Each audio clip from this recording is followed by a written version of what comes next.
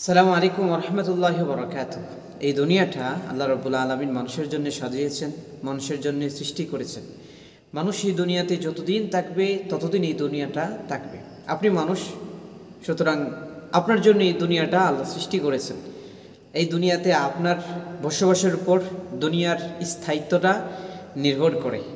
এর মানে আপনি যতদিন আছেন এই দুনিয়া ততদিন থাকবে, আর আপনি যদি না থাকেন এই দুনিয়া থাকবে না, কারণ এই দুনিয়া মানুষের জন্য সৃষ্টি করেছেন।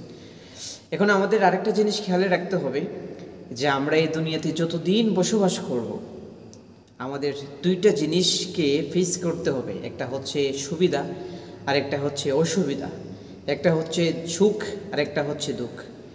আমাদের এই জিনিসটা মনে রাখতে হবে যে এই দুনিয়াতে চলতে গিয়ে আমরা নানা ধরনের অসুবিধা, নানা ধরনের সমস্যা, বিভিন্ন দুঃখ কষ্টের শিকার হব আমরা। এতে যেন আমরা কখনো হতাশ না হই, নিরাশ না হই।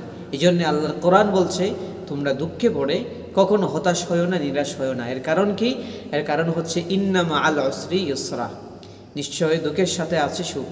আপনি এখন আছেন অসুবিধায়, এখন আছেন কষ্টে, অপেক্ষা করেন, ধৈর্য ধারণ করেন। আগামীতে এমন একটা সময় আসবে, এই সময়টা সুখের সময়, এই সময়টা হচ্ছে আপনার সময়। সুতরাং আমরা দুঃখের সময়ে হতাশ হব না, নিরাশ হব না, আল্লাহ রাব্বুল আলামিনের শুকরিয়া আদায় করব। এই অবস্থা যে কোনো অবস্থা হোক, সেটা সুখের হোক দুঃখের হোক, আল্লাহর প্রশংসা করতে জন্য আমরা ভুলে না যাই। যদি ভুলে না যাই তাহলে দেখবেন সর্ব অবস্থায় আল্লাহ রাব্বুল আলামিন আমাকে আপনাকে ভালো রাখবেন। আসসালামু আলাইকুম রহমতুল্লাহ।